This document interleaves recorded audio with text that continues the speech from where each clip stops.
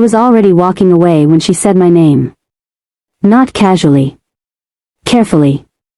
Like she was afraid I might not turn around. That was when I knew the balance had finally shifted. She had spent years not seeing me. And now, she was scared of losing me. If you have ever felt invisible in someone else's life. If you've ever been treated like an option, a backup, or someone who was nice to have, but never chosen. Hit like, subscribe, and get comfortable. Because this isn't a story about shouting or revenge fantasies. This is a story about quiet power. And the kind of revenge that lingers. Some people hurt you by what they do. Others hurt you by what they don't do. By not seeing you. By not choosing you. By acting like your presence doesn't change the room.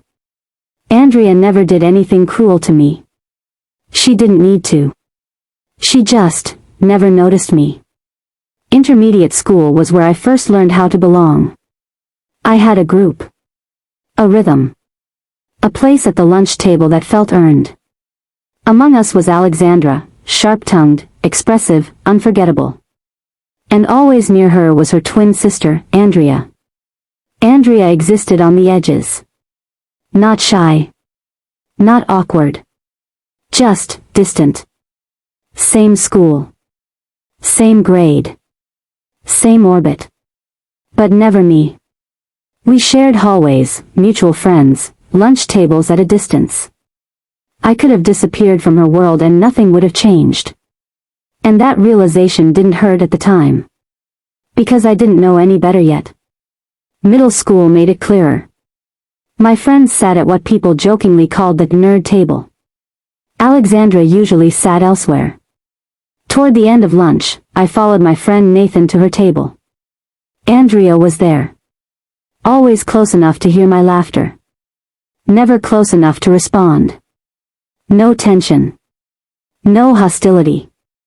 Just absence. We followed each other on Instagram eventually. Became Pokemon Go friends. Digital acknowledgement. Real world nothing.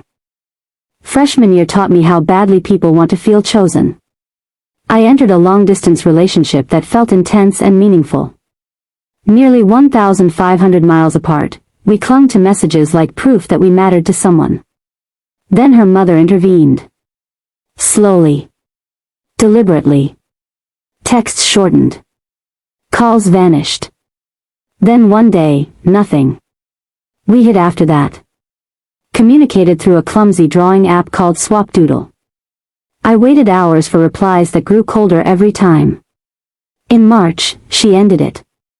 No argument. No closure. Just absence. I remember staring at my phone afterward, my chest tight, my hands numb, realizing how quietly someone can remove you from their life. Weeks later, she had a new boyfriend. That pain wasn't loud. It sank. That's when Andrea reappeared. Not intentionally. Not dramatically. Just present. She joined my Discord server. One night, bored, I sent everyone a joke message. Andrea replied. Curious. Engaged. And suddenly, I wasn't invisible. We talked while I baked a cake. Laughed at the absurdity of it. Somewhere between mixing batter and preheating the oven, she opened up about her fears. About ADHD. About feeling misunderstood. I listened. Not because I wanted something. But because I knew what it felt like to be unseen. The next day, I gave her a slice of cake. She smiled.